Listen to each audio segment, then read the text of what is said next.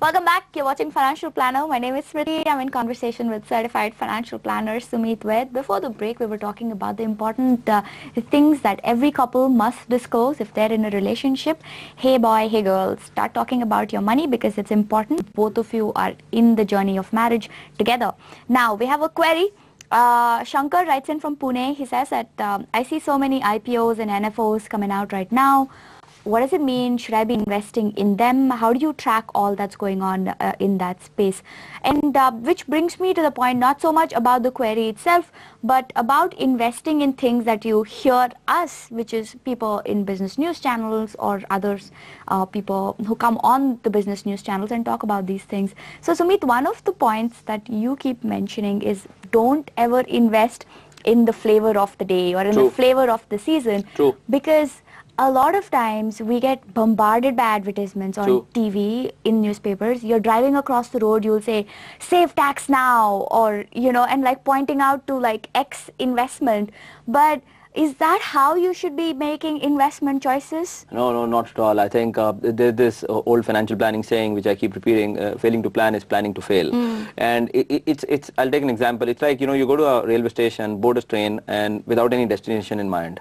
And you get down on any station which somebody tells, hey, it's a good station to get down, or papers are talking about it, or you feel it's a good station to get down. And that's precisely what we do in our financial life. We just don't have any plan in mind, any end destination in mind, financial destination, what we want to achieve. Because if you don't have that, then the only way you will act is based on events or news or any advice or a tip which any of your near surroundings is giving it to you. And that's a big time suicidal mistake which you end up doing it. And usually it's been seen historically in various markets and various geographies that whenever something is flavor of the month, that's usually the peak of that market. Once it gets advised by you, by a taxi wala, okay, do that, I think that's usually a time not to do it. But it happens. So you need to have a direction, you need to have a plan, and based on these two things, you need to really go and articulate and decide whether you need to get into a asset class or a product or not. Right. And speaking about flavor of the month, a couple of weeks ago, I would say that maybe like just a couple of months ago, IPOs were pretty much the flavor of the season. Every day you'd see these brand new IPOs come into the markets, people getting very excited about it, and people calling into our own shows and saying, hey, that looks really interesting, should I be putting money in it? Now it's, you know, these infra bonds and infra funds, you know, people get excited about that. So how do you decide what works for you? You said that keep your goal in mind, but if you have a long-term goal, let's say my goal is retirement and I'm going to need those funds 20 years from now, then how do you sit about and decide what would work for you? True. Based on your duration, based on the direction of the goal. So if you have a retirement goal which is 20 years down the line, and you figure out how much money you need at the end of retirement so that you can live life the way you want it to live as per your dreams, based on that you can reverse calculate. How much money you should be saving, which you can save every month, at what rate of return. Now once these two figures are out, you need to do a detailed analysis from where these kind of returns are possible. Now these returns can come from various asset classes. Asset classes are equity. It can be further divided into Indian equity, international equity. It can be fixed income, and it can also then be commodities like gold. Now once you figure out asset classes, you need to see what products fit into this. So if you're choosing equities and you're talking about Indian equities, that can be achieved through mutual funds. Mutual funds can be existing mutual funds, or they can have new fund offers. Ideally avoid new fund offers because that's not the right way of doing it. There's no history, there's no experience. Go for an existing fund offer. You might do direct equity. Direct equity can be done by buying an existing blue chip stock or anything which is available on exchange, or you go and invest in an IPO or something also known as FPO, which is follow-on offer, which is there. So when it comes to choosing about IPO, whether you should be doing IPO or not, the basic choice depends upon the quality. When you invest directly in equity and not in a mutual fund, equity is like owning a business. Right. Whether you go and buy that equity on the exchange or go initially and invest in IPO is immaterial. It's your analysis along with your advisor that whether this business is worth enough to grow over a period of time which will give me that return which will help me plan for my retirement. Now basis of decision is not that there is an IPO. Basis of decision is, will it help me in my plan? Right. So so basically instead of thinking, oh, everyone else is doing it, oh, this is what the advertisers or this is what the company wants to peddle to me, you should be like, what do I need and what's going to work best for me? And that should be the basis for your investment. True.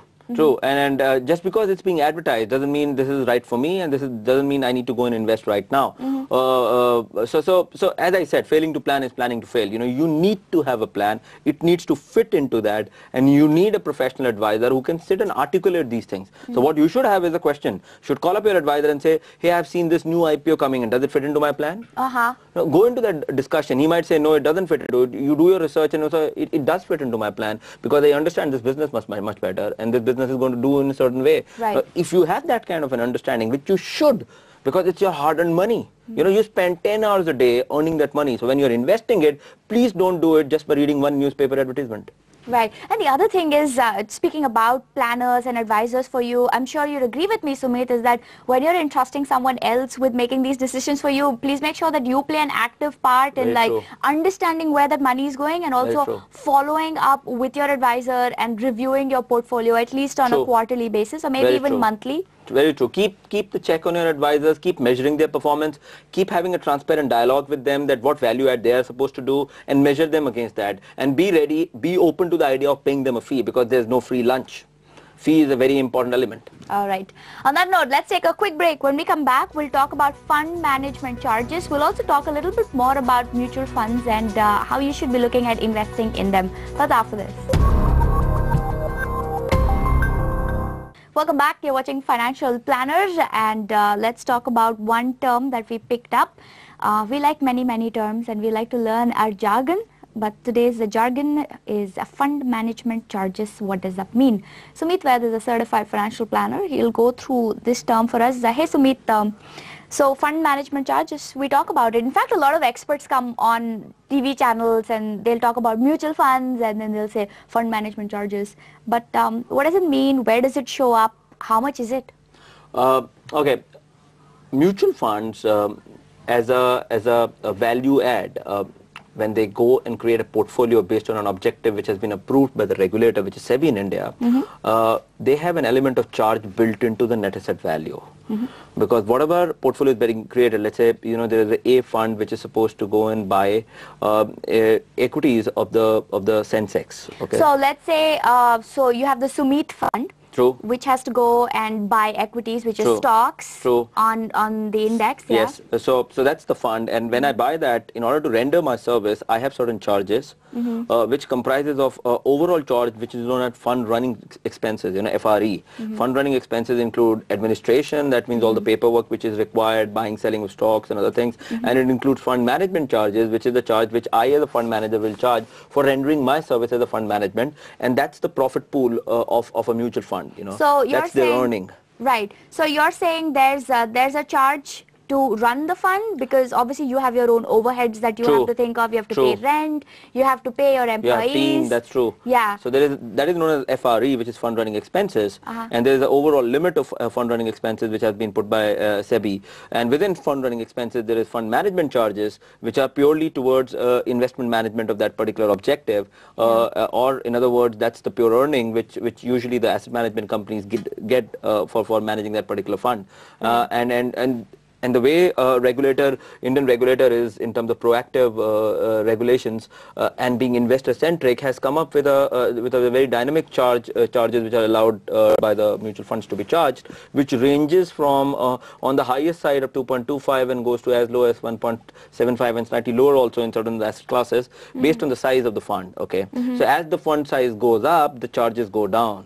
Is there the norm which is there. So as a mutual fund investor or a mutual fund customer, what you need to know or what you need to understand is every mutual fund has certain charges which fund manager levies on rendering his service, which includes the administrative expenses also. That is part and parcel of net asset value which has been built. Net asset value which has been shown to you is net of those charges. Okay, so your net asset value basically comprises of all of these expenses. So you're, when you actually get your fund, then you're in effect also paying for all of these charges. True. So should that be top of your mind when you're getting into a mutual fund? Should you be, okay, this fund doesn't have that many expenses, or is that how you choose one fund over another, or should it be of no concern to you? No, it should be of concern. It should be of a very prime concern to you. You should know that concept of fund management charges exist. You should try and question your advisors who are recommending you a certain fund in terms of trying to know what are the fund management charges of that particular mutual fund or underlying scheme has. Because by doing that, what you should compare is that you should try and go towards lower fund management charging schemes.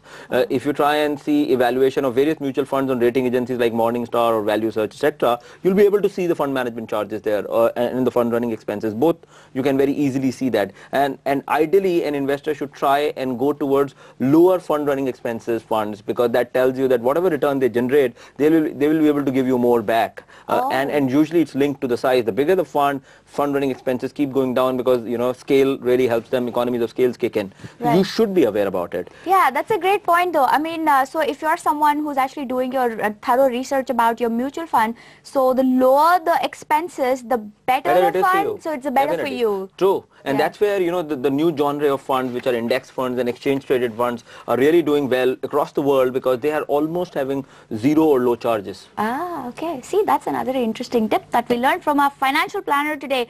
Remember, we air Tuesdays and Thursdays at 5:30. Today's show, we had Sumit Ved on. He's a certified financial planner. He's also a great friend of the show. He's a regular guest over here. You can catch him the next time. From the entire team here, thank you for watching. Goodbye.